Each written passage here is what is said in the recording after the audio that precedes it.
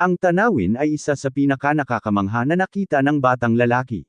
Isang nagniningning na espada ang tumutok sa bato. Ang mga alon ng enerhiya na nagmumula dito ay nagbigay sa kanya ng goosebumps. Ang enerhiya ay nagiging mas nasasalat, at ang bata ay nagdikit ang kanyang mga ngipin sa pag-igting nang marinig niya ang kanyang pangalan. Parang gustong subukan ng sandata ang lakas ni Leon. Narinig ng bata ang boses ng isa pang lalaki sa kanyang ulo, na nagtatanong kung sa tingin niya ay karapat-dapat siya. Napagtanto ni Leon na ang banal na espada ay ang tinig na nagpakita ng landas ng kanyang kapalaran. At ngayon ang sinaunang sandata ay nagsasabi sa kanya na ang pagkakataon ay dapat dumating sa patas na paraan. Hinawakan ng bata ang espada at naramdaman ng buong katawan niya ang kapangyarihang nagmumula rito. Desidido siya na gagawin niya ang lahat para patunayan na karapat-dapat siya rito. Ito ay isang magandang umaga. Ang mahinang hangin ay maganda ang pagbuo ng mga bandila sa ibabaw ng mga tore ng kastilyo. Nagsagupaan ang dalawang batang lalaki sa kanilang pagsasanay na mga espadang kahoy. Ang lahat ay nanunood ng may interes habang sina Leon at ang blonde-haired guy ay nagsasanay ng kanilang mga kasanayan sa pakikipaglaban sa isang tunggalian. Sinubukan ng bawat isa sa kanila na gumawa ng mas maraming pinsala hanggat maaari sa kanilang kalaban. Ang blonde na lalaki ay lumundag at umindayog ng malakas. Dahil sa suntok niya ay napabalikwas si Leon, ngunit nagawa pa rin niyang maalis ang kahoy na espada mula sa kanyang mga kamay. Hindi pa nakakatayo si Leon, napaupo na siya ngayon sa lupa na galit sa kalaban at hinihimas ang braso. Ungol niya na gusto niyang seryosohin siya kapag inaway niya ito. Bilang tugon, ngumiti ng malawak ang blonde at tiniyak sa kanyang kalaban na medyo seryoso siya. Kung tutuusin, si Leon lang sa Imperial Academy ang naglakas loob na hamanin siya. Sigaw ni Leon na hindi siya dapat mabuli. Umiti ang kanyang kalaban at inamin na kalahating lakas ang kanyang laban. Pero hindi niya itinanggi na mas magaling si Leon kaysa dati. Lalong nagalit ang lalaki pagkatapos ng mga salitang iyon. Umisi siya at nagpasya na turuan ng leksyon ang kanyang mayabang na kalaban. Sa kanyang isipan, isang maliit na plano ang nabuo na. Hinawakan niya ang kanyang pagsasanay na espada at itinapon ang sarili sa isang bagong pag-atake. Hindi makayanan ni Leon na maawa, kaya't hindi niya napigil ang pumikit sa gayong mapagpakumbabang ugali. Habang nag-aaway ang mga lalaki, nagsimulang magtalo ang mga manunood kung masyadong mahaba ang laban, dahil hindi man lang makalaban ni Leon ang kanyang kalaban na si Lion. Ipinapalagay na ang lahat ng ito ay dahil sa parehong mga pangalan. Ang mga pangalan ay magkatulad, ngunit sila ay nabaybay ng magkaiba. Sa pagtingin sa nasisiyahang ngisi ni Lion, halatang hindi lang iyon ang nagpaiba sa kanya kay Leon. Sa huli, ang laban ay hindi maaaring tumagal magpakailanman. Nauwi ito sa pagkatalo muli ni Leon. Umupo si Leon sa lupa sa lilim ng isang puno.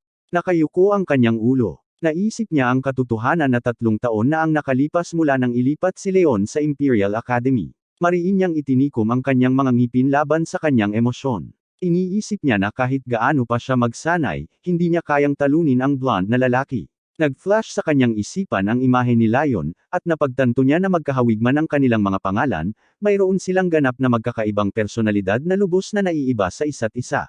Ang buong imahe ng blonde-haired guy na ito, ang kanyang mannerisms, hitsura, at personalidad, ay binuo sa pagbibigay ng impresyon ng pangunahing karakter mula sa mga fairy tale. Sa pag-iisip ay nag-igting ang mga ngipin ni Leon sa galit. Mahirap itanggi na si Leon ay isang ordinaryong tao. Ito ay karagdagang patunay na hindi siya bagay dito. Dapat ay lumipat siya sa klase para sa mga elite. Napatalon siya sa kanyang pag-iisip ng isang pamilyar na boses na nagtanong kung ayos lang siya. Tumangala si Leon at nakita ang parehong blonde na lalaki na iniabot ang kanyang kamay, nag-aalok na tulungan siyang tumayo. Inis na ikinaway ni Leon ang kamay sa pagtulong, at inisip kung paano magiging mas mabuti kung ang taong ito ay nawala sa kanyang paningin sa isang lugar. Nawala ang mga pag-iisip na ito nang marinig niya ang boses ng isang babae na tumatawag sa kanyang pangalan. Nilingon niya ang kanyang ulo at nakita niya ang kanyang blonde na buhok na kumikinang sa araw. Nagpasya si Leon na bago dumobol ang kanyang mga problema, kailangan na niyang umalis. Kaya't itinapon niya si Lionel at humakbang palayo. Pinagmasdan ng blonde-haired girl ang gawin ng dalawang lalaki at iritadong tinawag ang papaalis na si Leon, na nagpahayag ng pagnanais na makausap ito. Galit na idineklara ng dalaga na narinig niya ang lahat. Tinanong niya kung bakit niya ipinagpatuloy ang pakikipaglaban kay Lion kung hindi niya ito matalo. Ang mga tanong na ito ay nagpagalit at nagdamdam ng lalaki na hindi pinaniwalaan sa kanyang kapangyarihan. Sinubukan ni Lion na i-defuse ang mating na sitwasyon. Nakangiting sinubukan niyang pakalmehan ang babaeng nagngangalang Chloe, ngunit ang mga pagtatangkang ito ay nagpapataas lamang ng kanyang galit. Umabot ang iritasyon ni Chloe nang mapansin ang dugo sa kamay ni Leon. May sugat sa daliri ng bata. Sabik niyang ipinilit na gamutin ito ng medallion. Ang sobrang pag-aalala ng dalaga ay lalong ikinagalit ng lalaki. Nang muli nitong inabot ang kamay para tulungan siya, hinailan nito ang kamay niya at sinabing hindi niya ito kailangan. Hindi makatayo, pagpupumilit ni Chloe. Pinilit niya at walang pakundangan na sinigawan siya na umiwas na lang dito.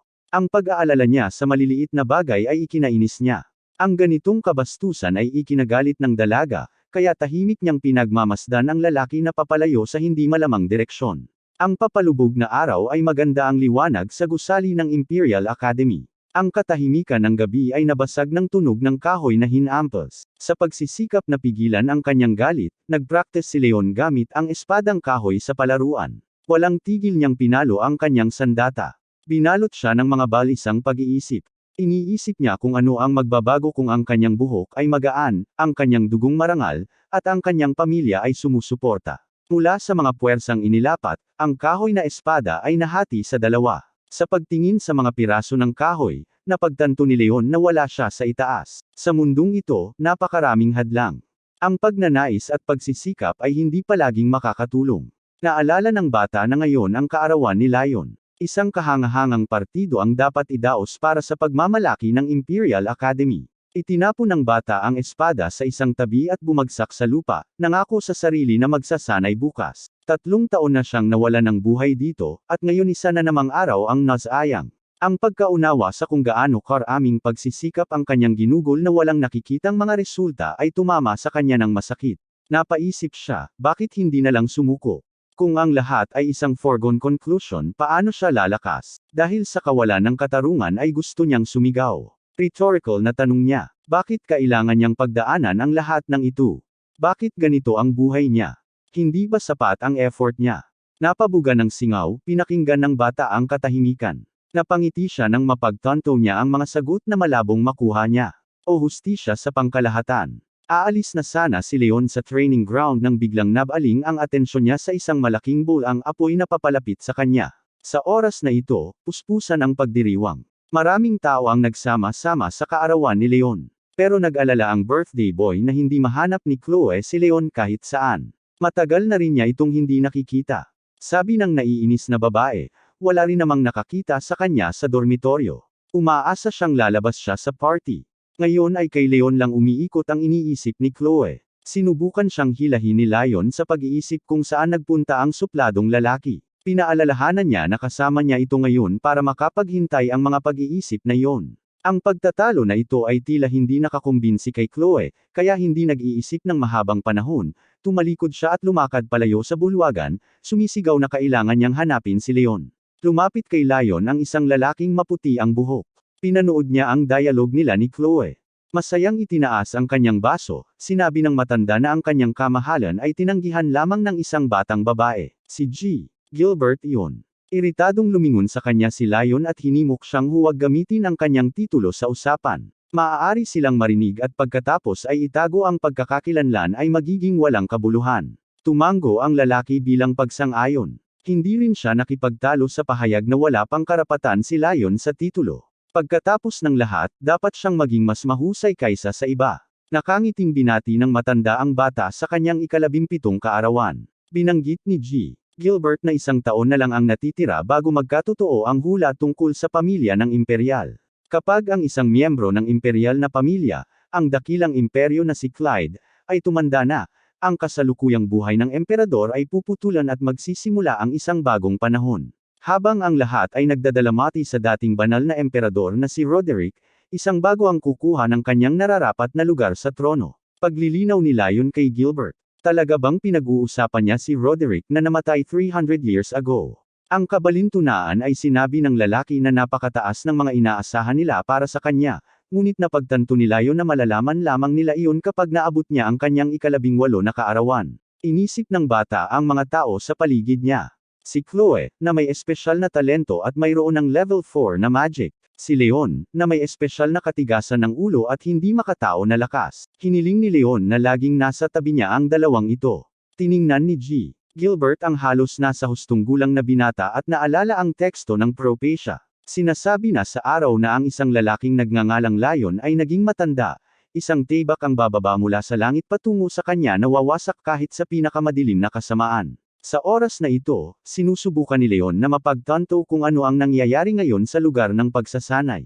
Humiwalay ang maliwanag na liwanag, dahilan upang makita niya ang bagay na bumaba sa lupa. Isa itong espada, ang punto nito ay tumusok sa bato. Ang sandata ay nagmula sa isang malakas na enerhiya na hindi maaaring balewalain. Sumenyas ang espada kay Leon, at isang tinig sa kanyang ulo ang nag-udyok sa kanya na lumapit sa sandata. Gusto niyang bumigay sa udyok na yon. Nang mapagtanto niyang totoo ang boses ay lumingon siya para hanapin ang pinanggalingan nito. Tanong ng boses, nakikita kaya niya kung sino ang nasa harapan niya.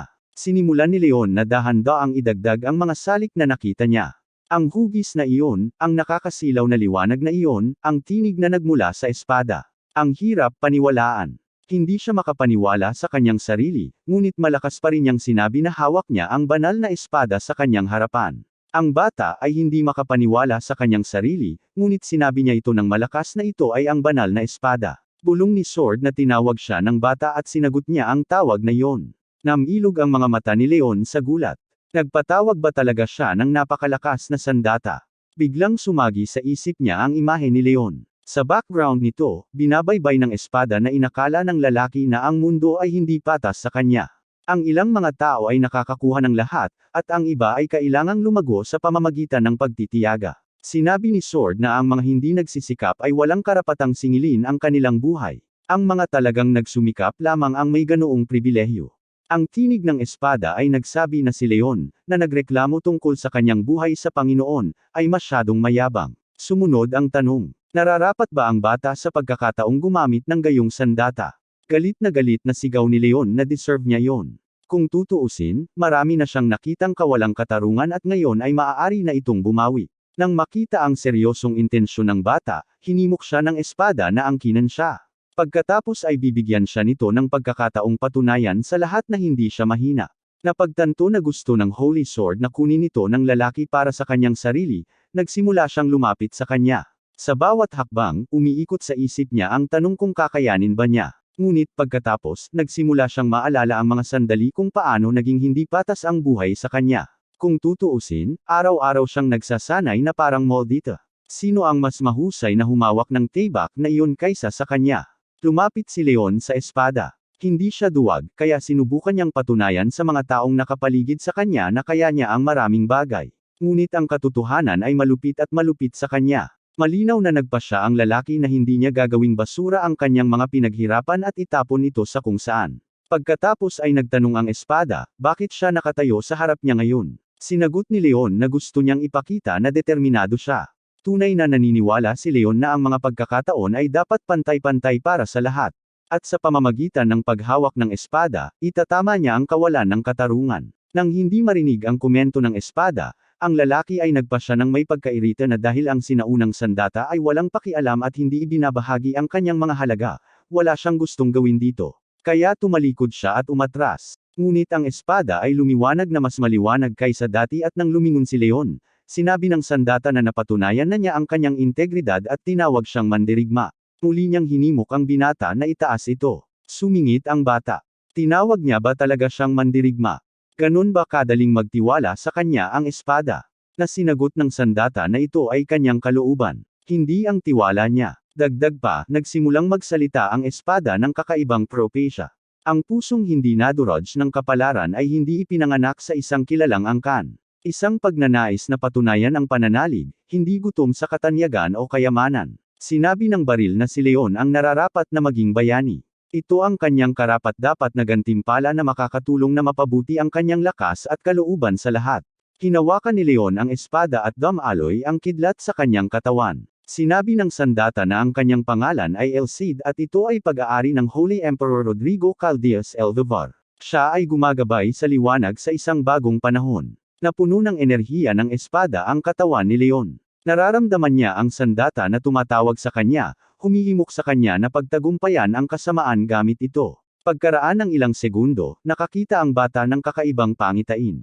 Isang lalaki ang nakatingin sa kanya, tila isang emperador, at kahangahangang kamukha niya si Lion. Pinag-isipan ng emperador na ang isang banal na espada at isang karaniwang tao ay isang kawili-wiling kombinasyon. Sinabi niya na nilabag niya ang Propacia dahil wala kahit saan na sinabi na isang miyembro lamang ng pamilya Clyde ang maaaring humawak ng espada. Sinabi niya na hindi naabot ni Lion ang kanilang mga kinakailangan. Kahit na isinasaalang-alang ang kanyang talento at kapalaran, hindi pa rin niya nagising ang kanyang kalooban. Bilang karagdagan, napansin ng emperador ang katotohanan na ang Taybak mismo ay umabot at nagkagusto kay Leon. Nabanggit niya na ang mga taong tulad ng batang lalaki ay bihira na ngayon. Sinabi ng emperador na huwag mag-alala dahil kahit na gamitin niya ang legacy, walang magbabago.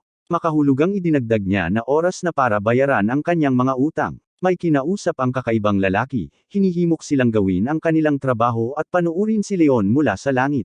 Puno ng misteryo ang titig niya. Biglang iminulat ni Leon ang kanyang mga mata at nawala sa espasyo at oras, sinubukang intindihin ang kanyang nakita. Naalala niyang nakahiga na siya sa kama. Isang lamig ang dumb alloy sa kanyang gulugod. Panaginip lang ba ang lahat ng ito na hindi mangyayari? Bumangon siya mula sa higa na sinusubukang ilibot ang kanyang ulo, ngunit agad na napunta ang kanyang tingin sa banal na espada na nakatayo sa dingding. Hindi naman ito panaginip kung tutuusin. Nagsalita ang espada, sinabing ito na ang huling pagkakataon ng lalaki para lumakas. Ngunit hindi iyon nangangahulugan na ang paggamit nito ay magpapahusay sa kanya. Kailangang dumaan ni Leon ang mga pagsubok na itatakda ng espada. Isang nilalang ang lumitaw mula sa espada at sinabi na ang mga may dakilang kapangyarihan ay dapat mamuhay ng isang kakilakilabot na buhay. Sinabi ng Asensya na maaaring kailanganin ni Leon na isakripisyo ang kanyang mga tapat na kaibigan o ang babaeng mahal niya.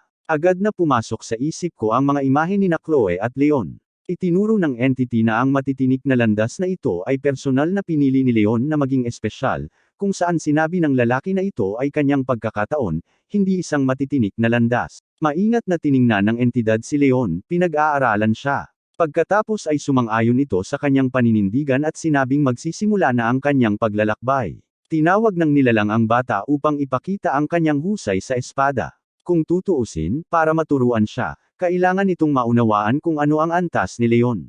Ito ang kanyang unang pagsubok. Determinado at matigas ang ulo ni Leon. Gagawin niya ang lahat para makita ng entity ang resulta ng kanyang pagsusumikap. Sumikat na ang araw. Kakanyahan ng espada. Pinagmasdan ni El si Leon, nagtatanong kung bakit siya nanginginig. Ang lalaki ay wala sa kanyang sarili. Kinakabahan siya at halatang nag-aalala sa isang bagay. Naisip niya na dapat nasa academy na siya ngayon.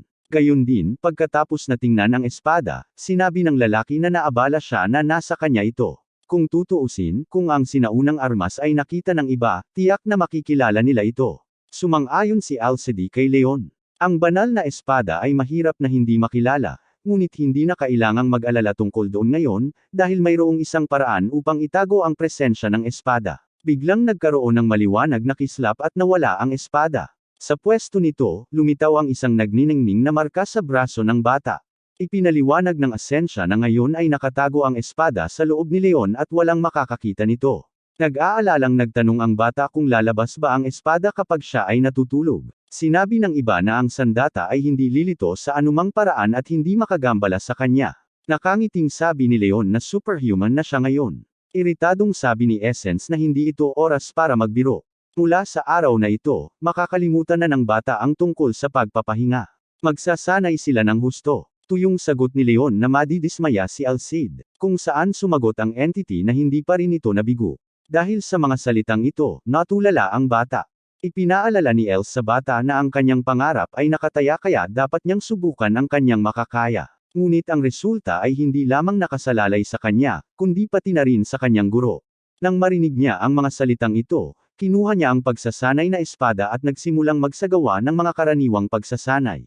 Pakiramdam niya ay napuno ng enerhiya ang kanyang katawan at tumutugon sa bawat galaw. Nagtaka si Leon na mas lumakas siya sa sinabi ni Els. Nagulat siya na iilang parirala lang ang nagbigay sa kanya ng sobrang lakas at lakas. Umisi ang bata. Kung ang pagkakaroon ng tiwala ng isang tao ay nagpakulo ng kapangyarihan sa kanyang mga kamay, ano kaya ang mangyayari kapag nagtagumpay siya? Nag-ambala si Leon sa utos ng entity na huminto. Natigilan siya, hindi maintindihan kung bakit, dahil hindi pa siya nagsimula. Sumagot ang iba na maaaring hindi makayanan ng espada ang presyon. Ang batang lalaki ay tumingin sa kahoy na espada na may hindi pagkakaunawaan at napansin na ang mga splints ay nagsimulang lumipad palayo dito, na sinisira ito. Nagulat siya, tinapon niya ito. Tanong ni Essence, hindi ba niya ito napansin kanina? Ang iba ay walang ideya na si Leon ay may hawak na espada sa antas ng isang aura bearer. Nang hindi inaalis ang tingin sa basag na espada, tinanong ng bata kung ano ang ibig sabihin ng mga salita ng entidad. Sinagot ng iba na hindi mahalaga. Pero kung patuloy siyang lalaban ng ganito, wala siyang matutunan. Sinabi ng Sword Essence sa lalaki na medyo immature pa siya at marami silang dapat matutunan para makamit ang ninanais na resulta. Gayunpaman, napansin ni Els na ang bata ay may mahusay na mga pangunahing kaalaman sa espada, ngunit kailangan pa rin nilang gawing perpekto ang kanyang katawan. Nagulat ang bata sa pagsisikap na ito at nagtatanong na tumingin sa kanyang tagapagturo. Sinabi ni Essence na kung walang lakas sa mga kamay, kahit na ang wastong kasanayan sa pag-sword swinging ay hindi makakatulong, dahil ito ay isang malakas na katawan na siyang pundasyon ng martial arts. Kung patuloy kang magsasanay, makakamit mo ang isang perpektong resulta. Sa makatuwid, upang magsimula, ang lalaki ay kailangang bumuo ng kanyang katawan sa tulong ng pagtakbo. Umiti si Leon at nagsimulang tumakbo. Tinanong niya kung gaano katagal niya ito dapat gawin. Sinabi ng entity na hanggat hindi niya sinabi sa kanya na huminto, hindi niya makukuha ang mga resulta na gusto niya. Habang tumatakbo ang bata, sinabi sa kanya ni Els na sa kalaunan ay sanayin nila ang kanilang mga kalamnan sa mga ehersisyo, isang braso at isang binti na nakatayo. Interesado si Leon sa mga planong ito. Pagdating sa pagtakbo, siya ay kasing husay ng sinuman, ngunit ang pagtayo sa isang braso o binti ay isang bagay na ganap na bago sa kanya. Hindi man lang naunawaan ng bata ang asensya ng mga pagsasanay na ito, ngunit napagtanto niya na kung siya ay magiging mas malakas sa tulong ng mga ito, sulit ang pagsisikap at pagtupad sa lahat ng mga tagubilin ni Els. Muling lumitaw ang imahe ni Emperador Rodrigo. Sinabi niya na ang lahat ay nangyayari ng eksakto sa plano. Binanggit niya ang isang matandang kasabihan sa silangan na nagsasabing, si Leon ay isang tasa na walang laman, punuin mo lamang ito ng mga pangunahing kaalaman sa eskrima at mga diskarte sa pakikipaglaban sa espada, at pagkatapos ay magkakaroon ng inaasahang resulta. Si Leon ay maaaring maging Master of the Sword, ngunit ang titulong ito ay hindi ang lahat ng maaaring makamit ng kahalili ni Emperor Rodrigo, na ipinanganak makalipas ang 300 taon. Maaari siyang maging mas makapangyarihan. Inaasahan ng emperador na may luluhod ng bata ang Demon King. Kahit na hindi niya alam ang kapangyarihan ng demonyong ito, umaasa si Rodrigo na hindi ito hihigit sa kanya. Ito ay nananatiling lamang upang panuurin ang lalaki at maghintay para sa mga resulta, dahil pinili na nila siya. Tiyak na magbubukas ang mga pintuan ng impyerno sa harap ni Leon, at saka lang nila mauunawaan kung kakayanin niya. Si Leon ay nakaupo sa klase sa Imperial Academy. Habang nakikinig ang lahat sa guro, sinubukan niyang manatiling gising. Boses ni Elcid ang nagpatalsik sa kanya mula sa pagkakahimbing. Kumaibot kibot ang bata, hindi raw siya natutulog kundi nakikinig ng lecture. Nang mapagtanto niyang may mga aral pa siyang dapat gawin, nagsimulang sumakit ng husto ang kanyang ulo at nanginginig ang braso bilang pagtutol. Tila ang pagsasanay kasama si Elcid ay kumukuha ng labis na lakas. Tiningnan ni Leon ang kanyang kwaderno at napagtanto na mahirap pagsamahin ang pag-aaral, pagsasanay at patuloy pa ring makipagsabayan sa lahat ng sinabi sa kanya ng asensya ng espada. Matagal nang pinagmamasdan ni Elcid ang bata, at ngayon, sinabi niya sa kanya, alam niya kung saan siya kailangang magsimula ng pagsasanay. Tinanong niya si Leon kung ano sa tingin niya ang nawawala. Iminungkahi ng lalaki na hindi pa niya gaanong kabisado ang kasanayan sa swordsmanship, at dapat din niyang paunlarin ang kanyang stamina. Kinawayan ni Elcid ang kanyang ulo ng negatibo. Kulang daw siya sa attention span, at ang pariralang iyon ang nagpalaki sa mga mata ng bata sa pagkagulat. Ikinwento ni Essence ang isang sinaunang kasabihan sa silangan na naging ganito. Isang mata, 2 paa, 3 puso, at 4 na kapangyarihan. Ipinaliwanag ni Elcid na ang pag-iisip ay pinakamahalaga, na sinusundan ng tibay ng katawan, na sinusundan ng katapangan, at pagkatapos lamang ay ang lakas. Ito ay mahalaga, ngunit may 3 mas mahalagang tagapagpahiwatig. Tiyak na may iba't ibang pagkakataon kung saan maaari kang makipagtalo sa kasabihang ito, ngunit ang pag-iisip ay nauuna pa rin, nagtaka si Leon. Wala pa siyang narinig na anuman tungkol sa pagsasanay sa pag-iisip. Marahil ay ipinahihiwatig ni Elcid na ang paggalaw ng kanyang mga eyeballs ay magpapataas ng radius ng pagkaasikaso. Upang subukan ang teoryang ito, ang lalaki ay nagsimulang iikot ng husto ang kanyang ulo at tumingin sa iba't ibang direksyon. Ang pag-uugali na ito ay nakakuha ng atensyon ng kanyang mga kaklase, na malinaw na hindi nasisiyahan. Tiniyak sa kanya ni Elsid na mas gaganda pa ang bata ngayon. Maipapakita daw niya kung gaano kawalang kwenta ang mga mata niya. Matiim na tinitigan ni Leon ang kanyang mentor. Ang entidad ay hindi tumitigil sa paghanga sa kanya. Iniisip ni Leon kung paano eksaktong ipapakita sa kanya ni Elsid ang mga pagkukulang sa kanyang kasalukuyang paningin. Inutusan ng entity na tumingin sa harap at tumuon sa gurong nakatayo sa harap ng pisara. Dapat ayusin ng batang lalaki ang kanyang mga galaw sa kanyang memorya sa loob ng 10 segundo. Sinubukan ni Leon na gawin yon. Nakita niya ang isang dark blue na blackboard na may pointer ng isang medyo may edad na lalaki na may kulay abo na nakaturo dito. Ang kanyang berdeng mga mata ay nakatingin sa mga estudyante. Pagkaraan ng 10 segundo, ipinikit ni Leon ang kanyang mga mata, umaasang may makikitang bago at kakaiba. Ngunit ang tanong ni Elsid ay nagpababa sa kanya sa lupa. Tinanong niya kung ilang linya ang nakasulat sa pisara. Nagalit si Leon, dahil sinabihan siyang tumingin sa guro, sabi ng entity na may kasamang ngiti, na sinasabi sa kanya na mag-focus ngunit hindi sinasabi sa kanya na tumingin lamang sa guro. Kinagat ng bata ang kanyang mga ngipin sa pagtatangkang maalala ang isang bagay, ngunit wala siyang nakita kundi ang guro. Ikinagalit ni Elsid ang katotohanang ang tingin lang ng guro ang naiisip ng lalaki dahil ang pisara ay nakasabit sa harapan niya sa buong oras. Nakatingin ba talaga siya doon ng 10 segundo para sa wala? Tinanong niya si Leon kung bakit hindi niya nabaling ang atensyon sa board. Matamlay na sagot ng bata, ewan ko ba. Nakangiting nauunawaan si Elsid, sinabing alam niya kung ano ang mali. Ipinaliwanag ni Essence na tinitingnan lamang ni Leon ang sa tingin niya ay mahalaga, at ang iba pang mga detalye ay naiwan. Ang realisasyon ay tumama sa bata. Sinabi pa ni Elsid na ang mata ay isang mas aksayadong organ kaysa sa inaakala ng lalaki. Ilang tao ang gumagamit ng buong hanay ng paningin sa pamamagitan ng pagtukoy sa hindi kinakailangang impormasyon. Si Leon, sa kabilang banda, ay dapat na maging mas matalino at makapag-concentrate sa kanyang buong larangan ng paningin.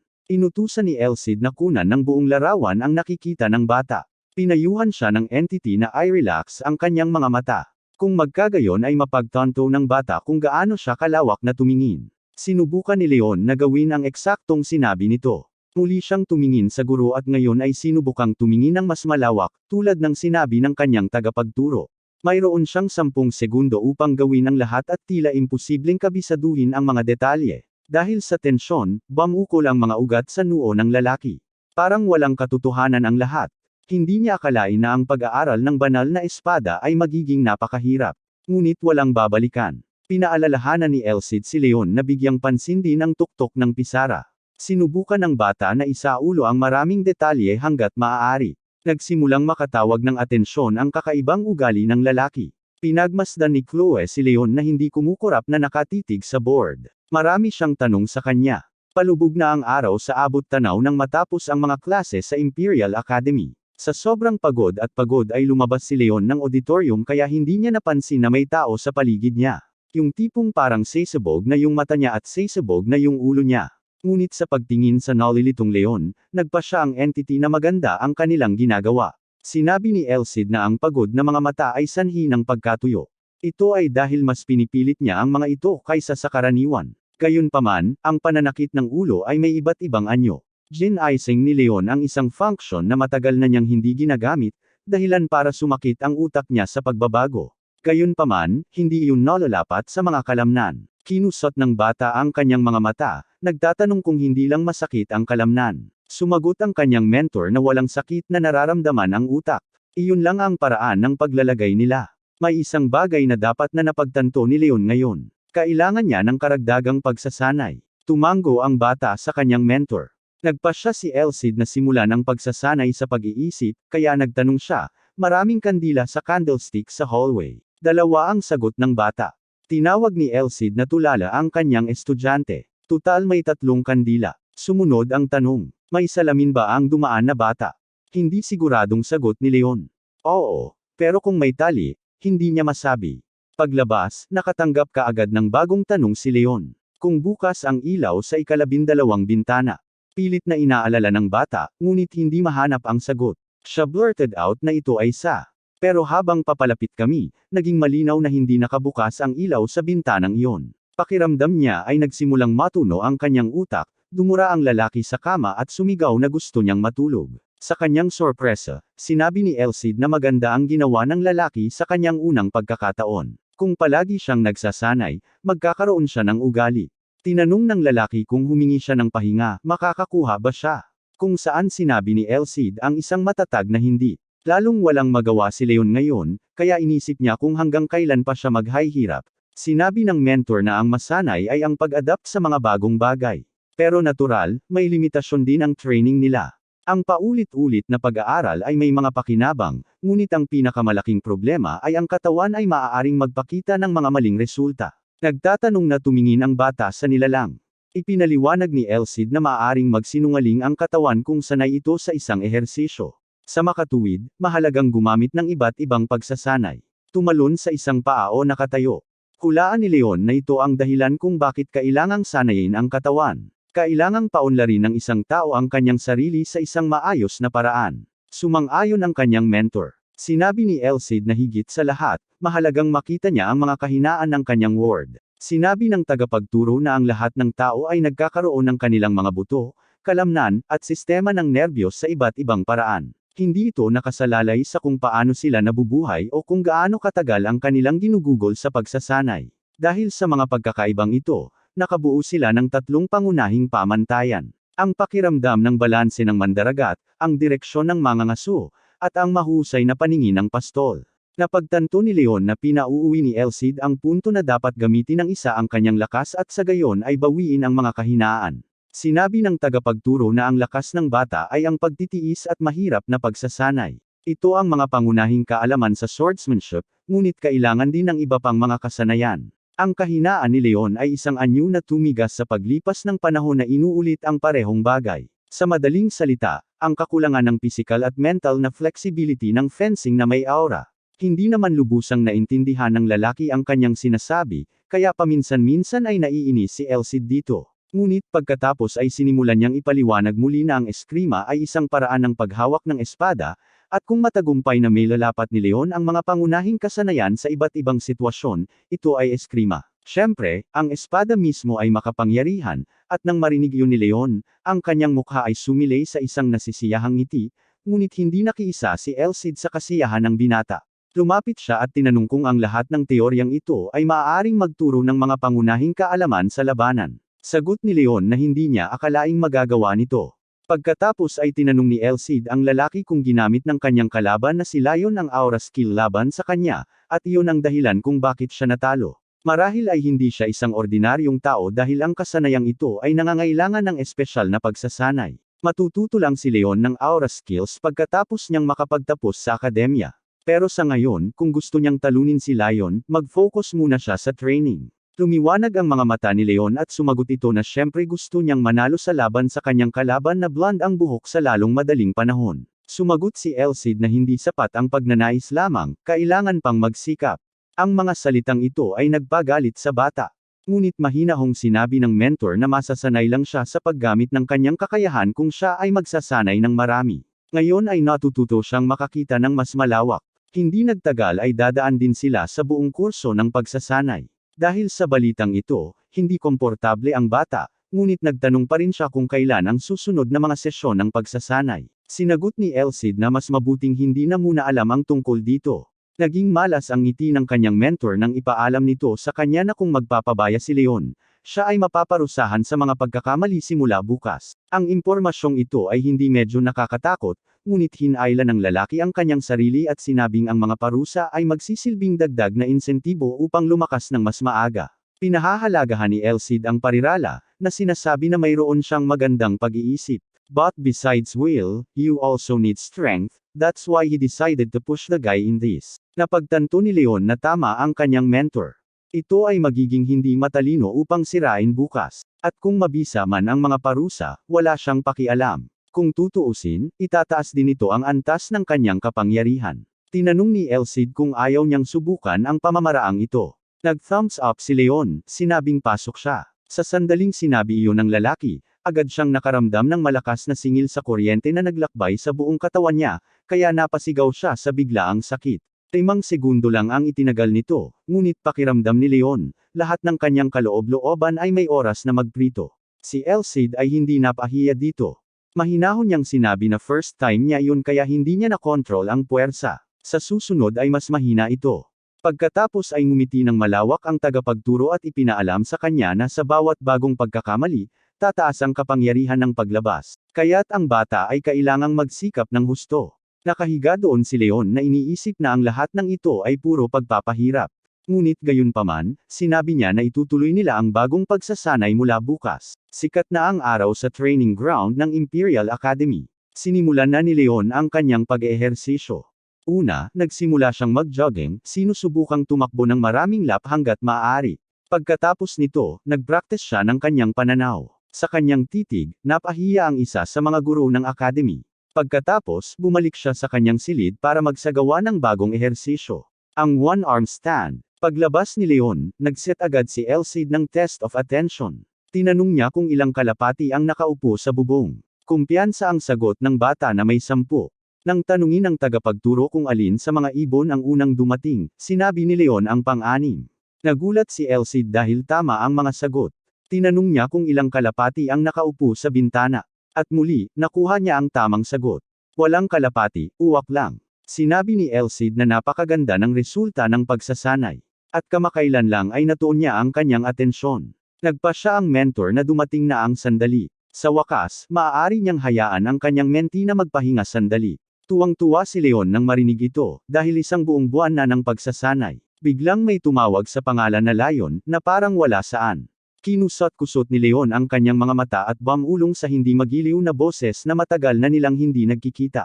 At hindi na sila nagkita mula nang magsimula ang bata sa pagsasanay kasama si Elcid. Naalala ko kahit si Chloe ay naghanap ng pagkakataon para makausap siya. Ngunit nabigo siyang gawin iyon.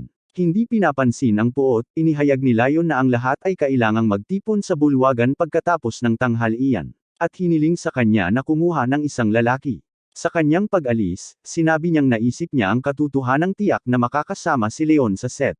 Nagdulot ito ng pagkalito ng bata. Nakayuko si Leon sa ilalim ng puno at may bahid ng kalungkutan na napansin ni Leon na sa loob ng isang buwan, ni minsan ay hindi ginasto ni Leon na labanan siya. Iniisip niya kung sumuko na ba ang bata. Sinabi rin ni Lion na sa pagtingin sa mukha ng lalaki, masasabi mong may mga pagbabago sa kanya. Dahil sa pananalitang ito ay ikinuyom ni Leon ang kanyang mga kamao sa inis. Tinanong niya kung seryoso si Lion ngayon, na positibong sagot ang natanggap niya. Katwiran ni Lion, ibang-iba ang mukha ng mga nag-aakalang hindi nila matatalo kay Leon. Natuwa naman si Leon sa sagot na yon. Gayunpaman, iniisip niya kung para saan ang blonde na pumunta dito. Kung ang pagtawag sa kanya sa bulwagan ang tanging dahilan kung bakit siya makakaalis ng tahimik, napangiti si Lion sa malamig na tono. Pagkatapos noon ay hiniling niya sa lalaki na kausapin pa siya. Hindi natuwa si Leon sa alok na ito, kaya tinanong niya ang blonde na lalaki kung sino siya. Pero 10 minuto lang daw ang hinihingi niya sa oras niya. Napabuntong hininga ang bata na yumuko sa lupa sa tabi ni Lion dahilan para mapangiti ito ng bahagya. Pagkaraan ng ilang segundo, tinanong ng blonde kung may narinig si Leon tungkol sa mga chismis na nagsasabing hindi siya karaniwang tao. Umiti si Leon ng nakakaloko at sinabing hindi naman daw sinusubukan ni Lion na itago ang status niya, pero may narinig siyang mga chismis na ganyan. Tinanong ng batang lalaki kung ang blonde ay umaasa ng espesyal na pagtrato. Hindi inaasahan ni Lion na tretuhin siya ng ganito. Hindi na siya baguhan at seryoso na siya sa kanyang mga salita. At saka, aniya, kailangan niyang itago ang kanyang pagkatao. At kahit na ang gayong pag-amin ay nagulat kay Lion, nagpasya siyang huwag pansinin ito. Ngunit pinaalalahanan siya ng blonde na sa katunayan ay tinanggap niya ang kanyang hamon dahil lamang siya ay nag-aral sa akademyang ito. Pinag-isipan ito ng bata at nagpasya na ito ay magiging ganap na kahulugan kung hindi siya papansinin ni Lion. Hindi lang siya ginulo at hindi nagdulot ng hindi kinakailangang interes. Tumingin si Leon sa blonde na lalaki at napagtanto na bilang nanalo, siya ay tapat sa buong bagay. Malungkot na ungol ni Lion na ngayon ay tapos na ang oras na yon. Sa pariralang ito, hindi siya nagbiro na asar sa kanyang kausap. Pero sabi ng blonde hindi lang yon ang gusto niya sa lalaki. Nag-alok si Lion na lumaban sa huling pagkakataon, mga espada lamang at wala nang iba pa, at wala ring mga kahoy na patpat. Ang panukalang ito ay medyo nagulat kay Leon. Pinaikit ni Lion ang kanyang mga mata at naging mapanganib ang kanyang tingin. Sinabi niya na kung siya ay nanalo, ang bata ay magiging kanyang basalyo ng walang karagdagang abala. Nagliwanag ang tingin ni Leon nang mapagtanto niyang hinahamon siya ng pangunahing kalaban. Isa itong sugal na handang tanggapin niya. Tanong niya, nasaan ang garantiya na tutuparin niya ang kanyang pangako?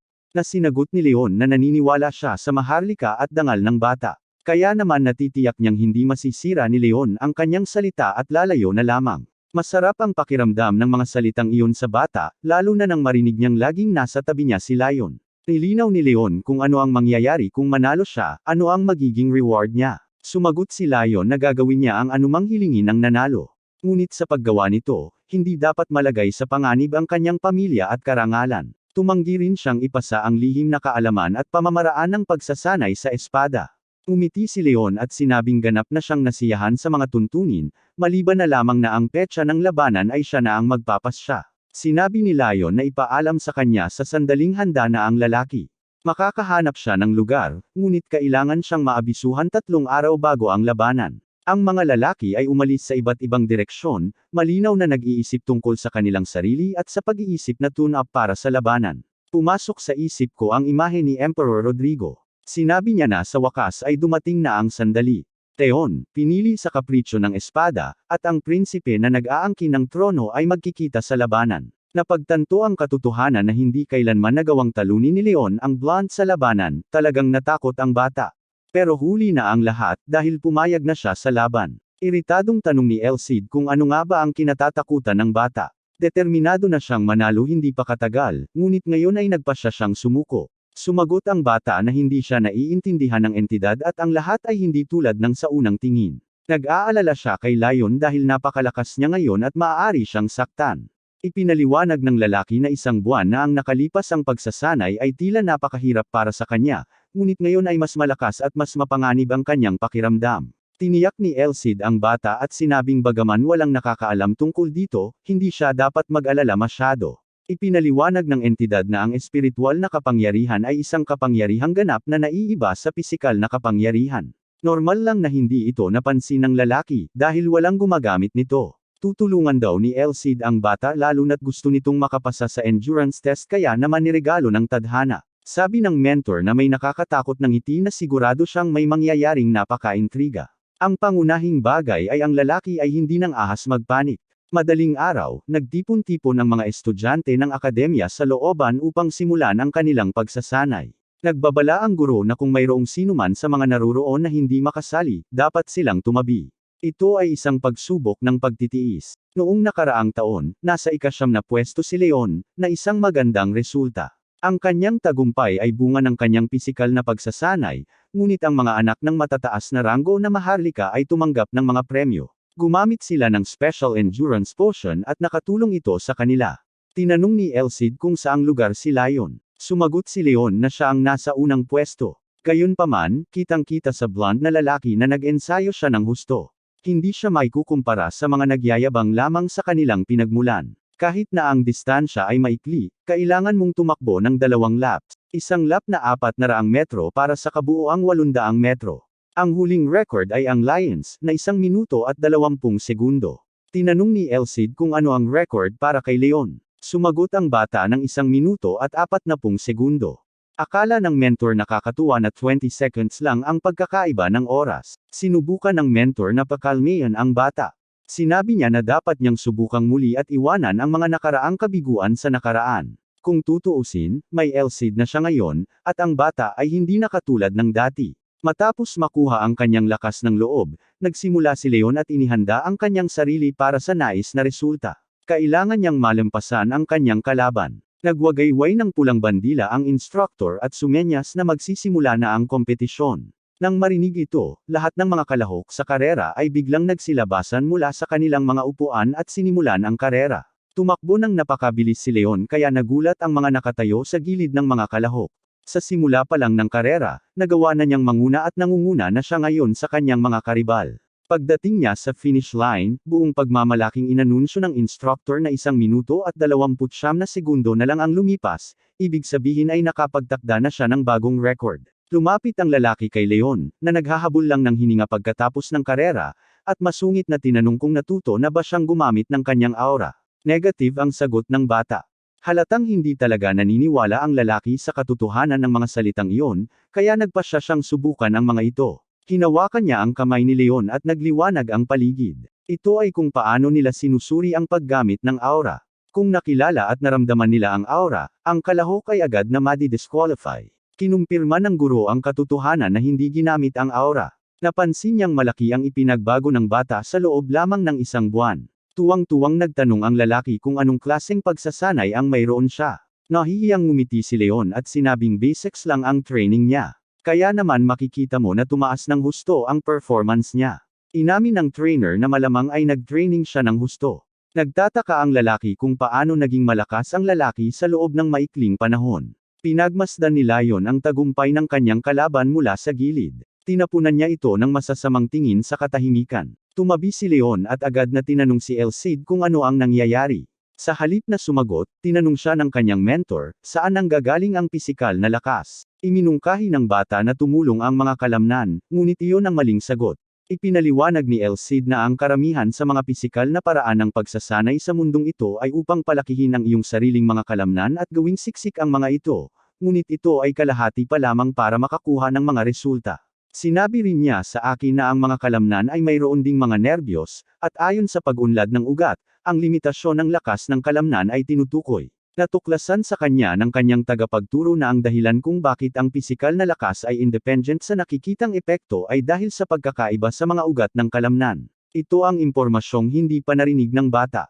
Walang tigil ang El Cid na humanga sa bagong impormasyon. Sinabi niya na ang density ng kalamnan ay tinutukoy mula sa kapanganakan at mayroon silang malinaw na limitasyon ng pag-unlad. Halos na-train na sila ni Leon, kaya ngayon ay sinasanay na nila ang muscular nerves. Ang bata ay tila nagsisimulang maunawaan ang pamamaraan ng kanyang tagapagturo.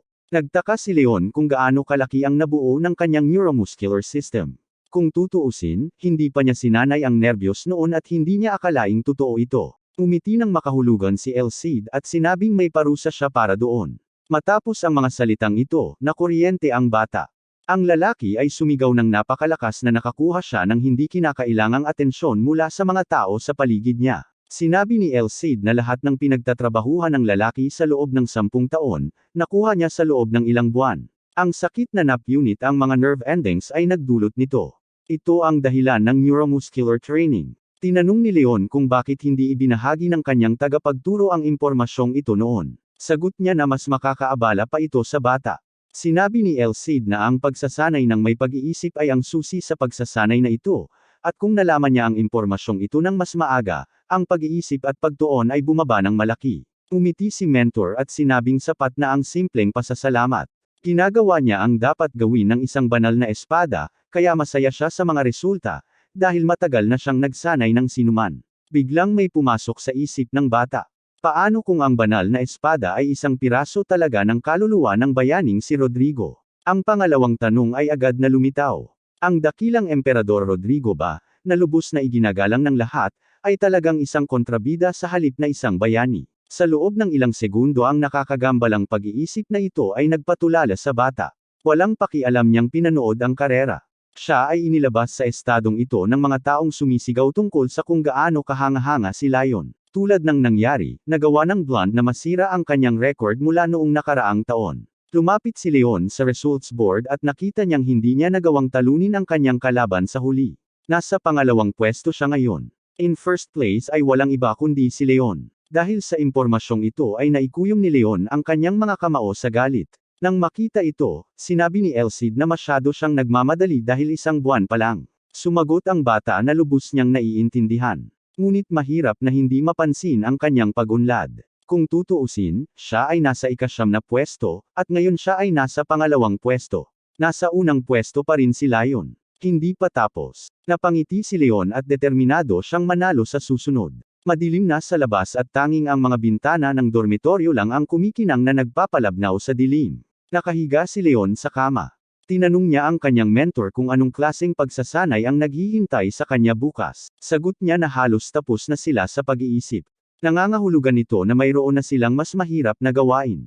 Kailangan nilang maging abala sa kanilang mga pisikal na kakayahan at isagawa ang lahat, sabi ni El Cid, na hinihimok ang bata na maglaan ng kanyang oras. Pagkatapos ng lahat, ang negosyong ito ay nangangailangan ng katumpakan at pansin, tanong ni Leon. Hindi kaya tinuruan na lang siya ng kanyang mentor ng espada. Iritadong sabi ni Elsid na masyado pang maaga para isipin iyon. Pagkatapos ng lahat, sa simula, ang isang lalaki ay kailangang matuto kung paano gumamit ng aura.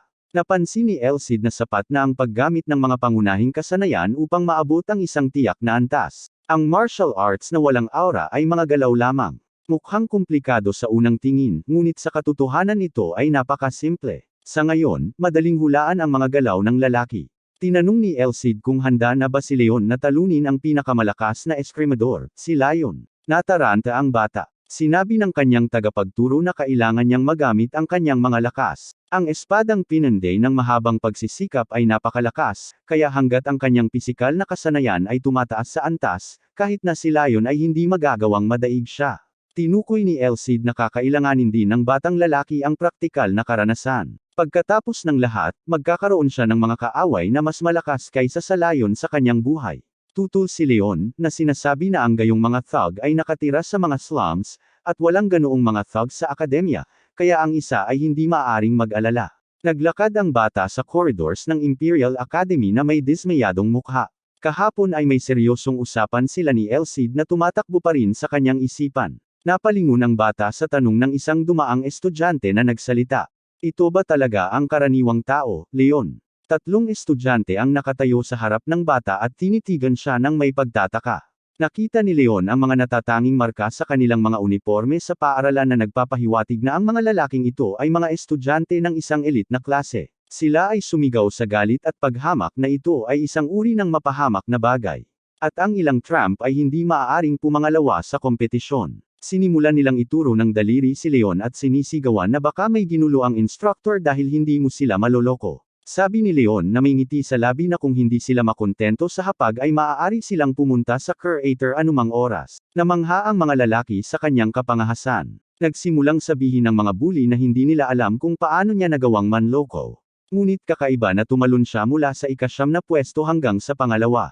Sarkastikong tanong nila, ngayon lang ba naabot ni Leon ang kanyang potensyal? Ang ilan sa kanila ay nagtaka kung anong klaseng pamilya ang pinanggalingan ng lalaking ito. Ipinasya ni Leon na walang saysay ang pakikipagtalo sa mga damong ito na determinadong ipakita ang kanilang kapangyarihan. Hindi sila katumbas ng oras niya. May nag-udyok sa mga mayayabang na bata na huminahon, masyado raw silang nag-iingay. Pinaalalahanan sila ng estudyanteng ito na pantay-pantay ang lahat sa akademya, anuman ang katayuan. Isang lalaking may pilak na buhok ang lumabas sa anino. Aniya, trabaho nila bilang mga maharlika na bigyan ng pagkakataon ng mga ordinaryong mamamayang ito na medyo lumantad. Sinuportahan ng karamihan ang bata, sumisigaw na tama si Elmont. Para sa isang karaniwang tao ay palaging mananatiling isang karaniwang tao. Napagtanto ni Leon na napapaligiran siya ng mga tulala.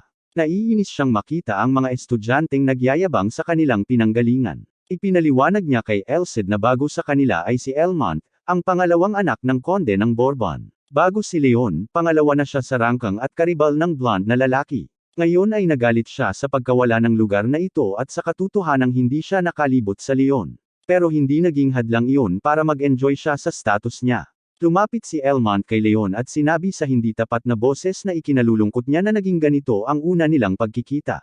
Iminungkahi ng anak ng Baron na marahil ay iniisip ng bata na ang lahat ay masyadong hindi patas sa kanya at walang naiintindihan sa buhay na ito. Inilahad niya ang kamay kay Leon at sinabing kung papayag siya, sundin niya ang payo nito. Kung gayon ang lahat ay magiging maayos. Walang balak si Leon na tanggapin ang alok ng mayabang na ito. Nakangiting sabi niya na gusto niyang pakinggan muna ang mahalagang payo na ito, at pagkatapos ay magpapasya siya kung susundin niya ito. Ang ganitong pag-uugali ay ikinagalit ng mga estudyante ng elite class. Tinawag nilang kilabot ang bata at gustong turuan siya ng leksyon. Iminungkahi ni Elmont na sumailalim si Leon sa isang individual na one-on-one na kompetisyon sa ilalim ng malapit na pangangasiwa ng isang instructor.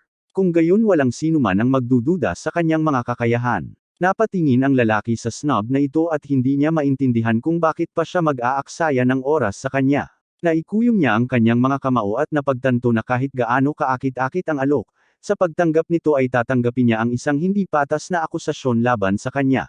Ayon kay Elmont, isa lang ang ibig sabihin ng hindi gumamit ng aura ang lalaki. Na sila mismo ang gustong gumamit nito para talunin at turuan ng leksyon si Leon. Ngunit kung hindi niya pinansin ang alok ngayon, ituturing siyang manloloko ng lahat na nagpas siyang tumakas sa pagitan ng kanyang buntot sa pagitan ng kanyang mga binti. Nag-isip si Leon kung tatanggapin ang alok.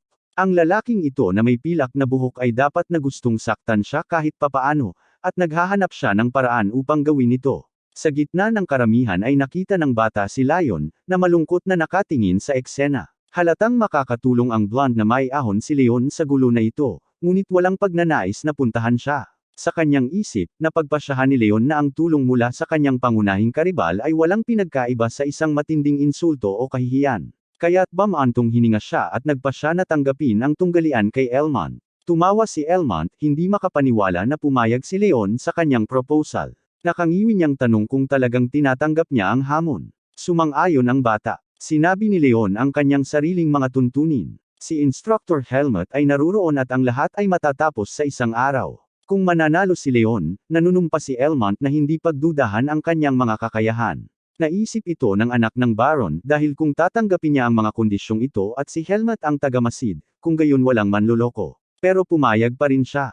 Umisi si Elmont at nagpasya na hindi mahalaga kung sino ang instructor.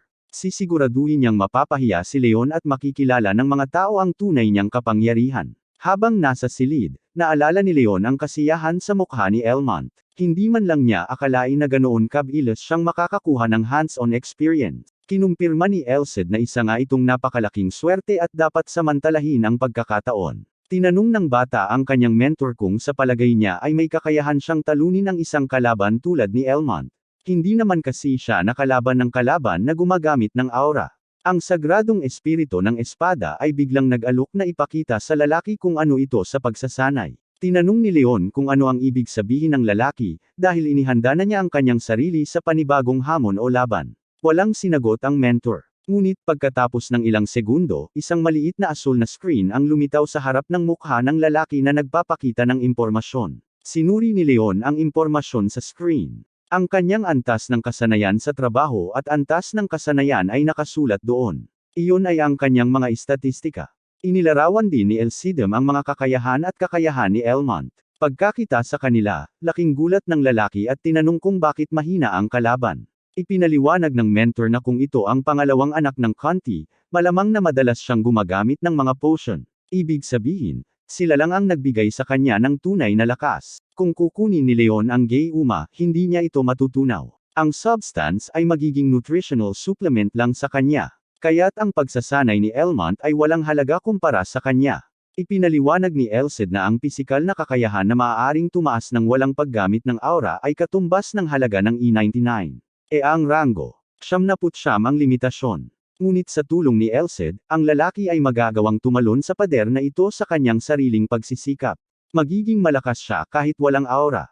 Sabi ng mentor niya, kapag na-accomplish niya yon, masasagot niya ng buo ang lahat ng mga tanga na nag-aakalang mas magaling sila sa kanya.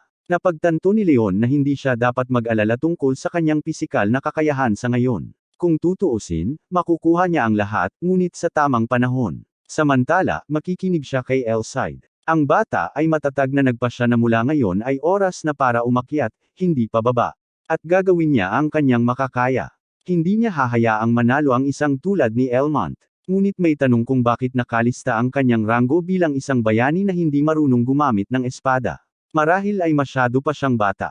Naglakad si Leon sa mga corridors ng akademya na may kumpiyansa na paglakad. Handa na siya sa mga darating na kaganapan. Ang kanyang atensyon ay nakuha ni Helmut, ang instructor, na nakatayo sa dingding. Medyo nagulat ang lalaki nang pumunta rito ang bata. Maraming nagbago sa loob ng isang buwan at ngayon ang lalaki ay hindi natatakot na harapin ang isang hamon. Pagsisisihan niya ang kanyang mga nang-aabuso sa sinabi nila. Binalaan siya ng instructor na kung susubukan niya ang anumang bagay na walang ingat, kailangan niyang pigilan siya. Pero alam ng lalaki na hindi ganoon si Leon. Sinabi ng lalaki sa bata na mag-isip gamit ang kanyang ulo at pagkatapos ay hindi siya mahihirapan. Kaway ng kamay ay tumalikod siya at naglakad palayo. Pagkaraan ng isang segundo huminto ang lalaki, lumingon ang kanyang ulo at sinabing may masamang ngiti na gusto niyang ipakita ni Leon sa mga bastos na iyon na amo. Walang sinabi si Leon kundi ginaya ang masamang ngiti ng kanyang guro. Desidido siyang gawin ang eksaktong sinabi ni Helmut. Sa hiyawan ng mga tao, pumasok sina Coach at Leon sa bulwagan kung saan gaganapin ang kompetisyon. Umisi at sumigaw ang kanyang kalaban na hindi niya akalaing kailangan niyang makipaglaban sa ganoong unggoy. Tahimik niyang kinukot siya si Leon na napakaliit niya para makibahagi sa sparring. Hindi matitiis ni Leon ang mga panunuya na ito ng matagal. Kaya humarap siya sa instructor at sinabing gusto na niyang mag-sparring kaagad. Halatang hindi ito inaasahan ng kanyang kalaban. Inihayag ni Instructor Helmut na sa kanyang presensya, lalaban si Jeff Heinrich o Leon para sa kanilang karangalan. Ang mga salitang ito ay hudyat ng pagsisimula ng sparring. Tinanong ni Helmut si Jeff Henry kung ano ang gusto niyang makuha sa laban na ito. Kung saan sumagot ang lalaki na gusto niyang ipagtapat ng karaniwang tao ang kanyang mga kasalanan. Tanong niya kay Leon. Sumagot ang lalaki na gusto lang niyang tapusin ang laban, upang matukoy ang kanyang lakas, upang subukan ang kanyang mga kakayahan at mapagtanto ang mga resulta ng kanyang pagsasanay. Tumango ang instructor, ipinalakpak ang kanyang mga kamay, hudyat ng pagsisimula ng laban. Inutusan niya ang parehong mga kalahok na bumaba sa negosyo. Itinaas ng mga kalahok ang kanilang mga espadang kahoy at tumayo sa isang fighting stance, naghihintay ng unang suntok. Si Chloe at Lion ay nakamasid sa laban. Naisip ng Blonde, makakahiwa kaya ng laman ng isang kahoy na espada kung gumamit ito ng aura. Kung gayon, si Leon ay nasa malaking problema. Nilapitan si Leon ni Elcid. Tinanong ng mentor kung gusto ng bata na ipakita niya sa kanya ang kakayahan ng kanyang kalaban. Kinawayan niya ang kanyang ulo sa negatibo. Galit na nagliwanag ang mga mata ng bata. Napagtanto niya na kahit gaano pa kalakas ang kanyang kalaban, siya ay pawn lamang ni Elmont. Wala siyang dahilan para gamitin ang Elcid para manalo. Si Jeff Heinrich, ang kanyang mukha ay nalilito sa galit, ay umalis sa kanyang upuan at inihagis ang kanyang kahoy na espada sa pagtatangkang ihatid ang unang suntok kay Leon. Mabilis na tinasa ni Leon ang sitwasyon at napagtanto na ang kanyang kalaban ay gumagamit ng diagonal cut na pumuputol mula sa kanang itaas hanggang sa ibabang kaliwang bahagi. Noong una ay inakala niya na sinadya ng kanyang kalaban ang ganoong halatang trajectory. Ngunit pagkatapos ay napansin niya na si Jeff Heinrich ay gumagalaw ng napakabagal. Kaya naman, naitaboy ni Leon ang pag-atake ng kanyang kalaban sa hindi kapani-paniwalang bilis. Ginawa niya ito ng walang espesyal na pagsisikap. Ang ganitong maniobra ay nagulat at nagpasaya sa kanyang mga elite class na kalaban. At kung naging madali para kay Leon ang trick na ito, literal na napagod ang kanyang kalaban sa pagsisikap. Nahihirapan siyang huminga at sinusubukang ibalik ang balanse. Nang bumagsak si Jeff Heinrich sa sahig ng sparring hall ng walang lakas, hindi makapaniwala si Leon na natapos ng ganito ang kanilang laban. Ito ay masyadong madali. Ngunit hindi man lang makatayo ang taunang kalaban, ipagpatuloy ang laban. Nang matagpuan ni Jeff Heinrich ang kanyang lakas at tumayo sa nanginginig na mga paa, ang tanging nasambit niya ay ang mga salitang maswerte lang si Leon. Sa paos na boses, sumigaw ang taunang kalahok na gusto niya ng isa pang round. Hiniling niyang labanan siya muli ni Leon. Noon na magitan si Instructor Helmut na sinabi kay Jeff Heinrich na natalo siya at hindi lalabag ang mga patakaran. Nakangiting tumango si Leon bilang pagsang-ayon. Hindi matanggap ni Jeff Henry ang kanyang pagkawala, kaya nagsimula siyang tumawa ng hysterically at sinabi kay Leon na siya ay isang karaniwang tao at hindi siya dapat maging masyadong maangas. Lumaban siya at itinutok ang kanyang espadang kahoy kay Leon at sinabing magseseryoso na siya ngayon, at sa pagkakataong ito ay hindi na siya tatalikuran. Si Leon ay tumingin sa kanyang taunang kalaban na nagtataka. Sinabi ni Elcid sa isang moral na tono na hindi na dapat talunin ng bata ang kanyang mga kaaway sa isang suntok. Sa kalaunan ay nagsimula ang pangalawang laban. Ito ang unang pakikipaglaban ni Leon sa isang lalaking may aura, kaya maaaring makakuha siya ng magandang pagsasanay sa pakikipaglaban. Si Jeff Heinrich ay galit na galit. Ibinato niya ng malakas ang kanyang practice sword at sinigawan si Leon. Napansin ni Leon na napakabagal ng mga braso, binti, at galaw ng kanyang kalaban, ngunit ngayon ay mas mabilis na siya. Bilang karagdagan, ang kanyang mga galaw ay naging iba. Sinabi sa kanya ni Elcid na dahil nakita niya ngayon ang pagbabago sa mga maniobra ng kaaway, dapat niyang malaman kung ano ang nangyayari. Ang kapansin-pansing pagtaas na ito sa lakas ni Jeff Heinrich ay dahil sa ang katunayan na sinimulan niyang gamitin ang kanyang aura. Gayunpaman, nahuhulaan ni Leon ang kanyang mga galaw. Galit na hiniling ni Jeff Henry na ihinto ni Leon ang pag-iwas sa kanyang mga pag-atake at simulan ang pakikipaglaban sa isang seryosong labanan. Nagpasya si Leon na hindi karapat-dapat na subukang salakayin ang kanyang kalaban sa ngayon, dahil hindi pa siya sapat na karanasan upang baguhin ang takbo ng labanan. Ang kanyang pagtitiis ang mahalaga sa sandaling ito. Napagtanto ni Leon na kahit na ang kanyang kalaban ay nadagdagan ng kanyang pisikal na kakayahan sa kanyang aura, mayroon din siyang limitasyon. Napansin ni Guy na bumukas si Jeff Heinrich at sinamantala ang pagkakataong matamaan ang isang hindi protektadong lugar. Napaatras ang bata sa pananakit ng kanyang binti. Sinabi niya kay Leon na sa simula pa lang ay dapat na siyang umiwas sa kanya, dahil hindi siya matatalo ng ganoong suntok ngayon. Kinuha ito ni Leon bilang isang hamon at nagsimulang maghatid ng mga suntok sa iba't ibang mga punto sa katawan ng kanyang kalaban, dahilan upang mapasigaw siya sa sakit. Habang ang kanyang taunang kalaban ay nakahiga sa sahig, sinabi niya kay Elsid na siya ay tama, at upang sanayin ang mga mabilis na pag-atake, ang isa ay dapat umatake sa isang gumagalaw na target. Tumingin si Leon kay Jeff Heinrich. Nakita niya ang kalunos-lunos na bugbog na talunan sa kanyang harapan, sumisigaw na sumusuko na siya. Lumapit si Instructor Helmut kay Leon, itinaas ang kanyang kamay, at idineklara siyang panalo sa sparring match na ito. Ang kanyang mga elite class na kaaway ay tinuhag sa galit. Malinaw na hindi nila inaasahan ang pagliko ng mga pangyayari. Kinagabihan, pinag-uusapan ng lahat ng estudyante sa Imperial Academy ang away ni Leon at ng gang ni Elmont. Hindi raw nila naisip ang mga kakayahan ni Leon. Ibinahagi ng mga lalaki ang mga alingaw na ang lahat sa gang ni Elmont ay isa-isang natatalo kay Leon. Ngayon si Elmont na lang ang natitira para lumaban. Naglakad si Leon sa koridor at pinakinggan ang mga alingaw na ito na may bahagyang ngiti. Tinawag ni Elsid na boring ang lahat ng mga taong ito at sinabing kahit ang paggamit ng aura, wala silang silbi. Ngayong gabi, gayunpaman, ang mga bagay ay magkakaiba. Sa wakas ay kakalabanin ni Leon si Elmont, kaya ngayon ay mahalaga para sa kanya na maging mapagbantay. Sinulyapan ni Leon ang kanyang kasalukuyang kalaban, na mukhang kahanga-hanga. Napagpasyahan ni Elsid na si Elmont ay nagpapanggap na nasa harap ng madla, na kumikilos ng napakayabang.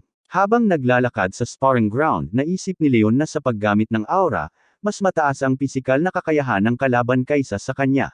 Gayun din, si Elmont ay nasa ikalawang pwesto ng ranggo sa mahabang panahon. Naalala ni Leon ang mga istatistika ni Elsid. Si Elmont ay may lihim na kasanayan sa espada. Ang hindi kilalang kakayahan ay ang pinakakainahinala sa lahat, kahit na ito ay nasa unang antas lamang. Nang makita ang masamang ngiti ng kanyang kalaban, naisip niya na maaaring hindi makatulong ang pamamaraan ni Rodrigo. Sinabi ni Elmont na hindi niya inaasahan na darating ito sa kanya. Napagdesisyonan din ni Leon na tumikim, na sa tingin niya ay magiging kawili-wili ito dito, ngunit ang kanyang mga kaibigan mula sa elite class ay ginawa siyang inip hanggang mamatay sa halip na makipag-away. Nang makita kung paano nabaluktot ang mukha ni Elmont sa mga salitang iyon, napagpasyahan ni Leon na ang tagumpay na ito ang magiging pinakamainam upang kumpirmahin ang kanyang lakas sa harap ni Leon. Sinimulang suriin ni Leon ang kanyang kalaban. Kahit na ang kanyang mga pisikal na kakayahan ay higit na mataas ngayon, ang laban na ito ay may mga nuances nito. Kung binalot ng mabuti ni Elmont ang kanyang sword aura, delikadong harangin ang kanyang mga pag-atake gamit ang isang wooden training sword. Kaya naman, nag-isip ang bata kung dapat ba niyang iwasan ang direktang pag-atake. Malakas na sigaw ni Instructor Helmut, na nagpa-alerto sa mga manunood sa pagsisimula ng laban. Habang papalapit si Leon kay Elmont, nakaramdam siya ng kakaibang haplos. Napagtanto niya na malamang natamon siya ng kalaban gamit ang kanyang aura. Tiningnan niya ang espada ng batang baron at napagtanto niyang hindi ito madaling pag-atake. Pagkatapos ng lahat, ang pangunahing bilis ng pag-atake ay masyadong mabilis. Nainis si Leon sa katotohanan na ang direktang inapo ng maharlika na ito ay itinuturo sa kanya na wala siyang mataas na katayuan. Sinabi ni Elmont na nakuha ng kanyang mga kaibigan ang nararapat sa kanila. Isang kahihiyan ang matalo sa isang karaniwang tao. Pinaalalahanan niya sila na kung gusto pa rin siyang sundin ni Leon, handa siyang magpatawad. Nang makita ang pagkunot ng noo ni Leon, nagbanta si Elmont na kung manindigan siya, pagsisisihan niya ang kanyang ginawa. Walang sinabi si Leon, ngunit pagkatapos ng ilang segundo, ang una ay sumugod sa pag-atake. Isang tiyak na suntok ang pinatamaan niya sa kanyang kalaban. Hinawakan niya ang pisngi ni Elmont at hinayaang damaloy ang unang dugo. Nagalit ito sa batang baron at sinimulan niyang akusahan ang bata na nagpapakita ng kanyang nakakahiyang pamamaraan sa harap ng lahat. Ang mga salitang ito ay nagpagalit kay Elsid. Sinabi niya na ang isang asong tulad ni Elmont ay hindi pumupuna sa kanyang pamamaraan. Ang reaksyong ito ng kanyang mentor ay seryosong naalarma at nagpakaba kay Leon. Ramdam ni Leon ang nakakatakot na aura at sama ng loob ni Elsidus, na nagsabing kahit makalipas ang 300 taon, may isang brat na nagawang insultuhan siya. Sinabi ng mentor sa lalaki na ang pag-insulto sa isang guro ay kapareho ng pag-insulto sa lahat ng kanyang mga estudyante. Nagpa siya ang espiritu ng sagradong espada na dapat sagutin ni Elmont ang kanyang mga salita. Kaya't sinabi niya kay Leon na, hanggang sa matapos ang laban, dapat matanggal ang mga ngipin sa mukha ng batang baron. Nagpasya ang batang lalaki na ang gayong pagtuturo ay ayon sa gusto niya, at susubukan niyang patumbahin hindi ang isa o dalawang ngipin, ngunit hanggat maaari. Nais din niyang turuan ng leksyon ang kanyang kaaway. Si Elmont ay nakatutok sa laban nang biglang may naramdaman siyang kakaibang nagmumula sa leon. May malakas na enerhiya na nagmumula sa kanya, ang kalikasan na hindi niya maintindihan. Habang iniisip ito ni Elmont, hindi nag-aksaya ng oras si Leon at itinapon ang sarili sa laban, nagtangka ng isa pang strike gamit ang kanyang training sword. Nagbigay siya ng maraming pagsisikap dito, at ang launch ay matagumpay. Nagsisigawan ang mga estudyante sa hall sa pagtataka na nagawang ilipat ni Leon si Elmont mula sa kanyang upuan. Ngunit pinabulaanan ito ni Leon na nakatayo sa likuran, sinabing ginamit ni Leon ang kanyang kakayahan, ngunit hindi naabala ang balanse ni Elmont. Kung iyon ang kaso, kung gayon ang labanan na ito ay isang labanan ng tibay ng leon. Nang gawin ni Leon ang welga na iyon, inisip niya kung naglagay siya ng labis na kapangyarihan dito. Minsan nagulat siya sa sarili niyang kakayahan, at hindi pa niya ginagamit ang kanyang aura. Sumigaw si Elmont, sinabing masyadong matigas ang ulo ni Leon at ang pinakamabuting solusyon para sa kanya ay ang tumigil sa paglaban at sumuko na lang. Sinimulan ni Leon na itaboy ang bagong pag-atake ng kalaban, sinabing hindi pa ito ang katapusan ng kanilang labanan. Matapos suriin ang diskarte sa pakikipaglaban ni Elmont, nagpasya si Leon na kulang siya sa bilis at lakas. Naalala niya ang kanyang mga aralin sa El Cid, at nagpasya na pupunuin niya ang mga pagkukulang na ito sa pamamaraan ni Rodrigo.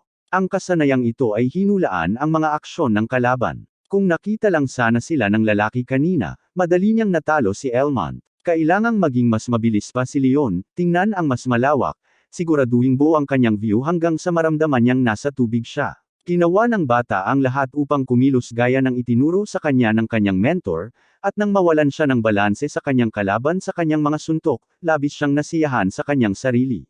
Iyon ay ganap na pagod Elmont out. Hindi makapaniwala ang batang baron na hindi marunong gumamit ng aura ang lalaking ito. Siya ay may ganoong kapangyarihan, ngunit kung saan niya ito hinugot ay hindi malinaw. Maging ang instructor helmet ay may mga pagdududa. Hindi pa rin niya maramdaman ang aura ni Leon, gayunpaman, hindi maipaliwanag kung paano siya nakikipaglaban sa par ni Elmont. Napangiti si Elmont ng mahiwaga at sinabing hindi niya akalain na gagamitin niya ito laban kay Leon.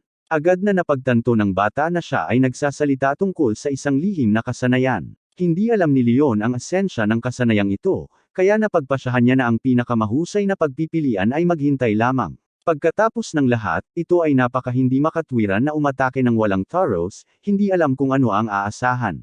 Nakita ng bata si Elmont na mabilis na papalapit sa kanya, buong lakas na ibinabaon ang kanyang espada. Naisip niya na maaaring gumamit siya ng pinahusay na strike, kaya kailangan niyang umiwas. Matagumpay na naiwasan ni Leon ang pag-atake, ngunit ilang sandali pa ay napagtanto niya na ang unang pag-atake ay isang bitag.